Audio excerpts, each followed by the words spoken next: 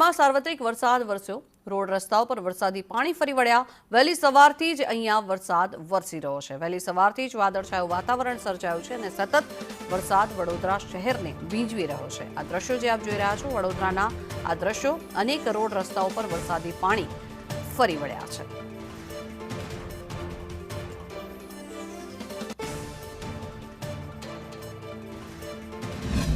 વડોદરા શહેરમાં આખરે સવારથી જે કાળા ડિબાંગ વાદળો ઘેરાયેલા હતા તે હવે વરસ્યા છે અને હાલ અહીંયા મધ્યમ વરસાદ પડી રહ્યો છે।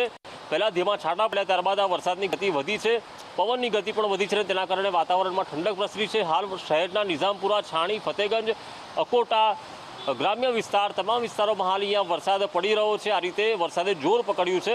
છોટાઉદેપુરમાં નદી બે કાંઠે છે, વાઘોડિયામાં દેવ નદીમાં પણ નવા નીર આવ્યા છે, તેના કારણે એક આધેડે તણાઈ જવાનો પણ કિસ્સો સામે આવ્યો છે। એટલે કે જે જિલ્લાની જે નદીઓ છે, જિલ્લામાંથી પસાર થાય છે તાલુકાઓમાંથી, તે ક્યાંક બે કાંઠે વહી રહી છે અને વડોદરામાં કેટલાક દિવસોથી મેઘરાજા મહેરબાન ન હતા તે પણ હવે આખરે વરસ્યા છે। અને જે રીતે વડોદરાના નાગરિકો બફારાથી ત્રસ્ત હતા તેમને બફારાથી પણ હાલ અહીંયા રાહત મળી છે અને આ વરસાદ હજુ પણ જોર પકડી રહ્યું છે અને આવતીકાલ બપોર સુધી વરસાદનું યલો એલર્ટ વડોદરામાં જોવા મળી રહ્યું છે। કેમેરા પર્સન નિકેશ વડન સાથે કુણાલ શર્મા, સંદેશ ન્યૂઝ, વડોદરા।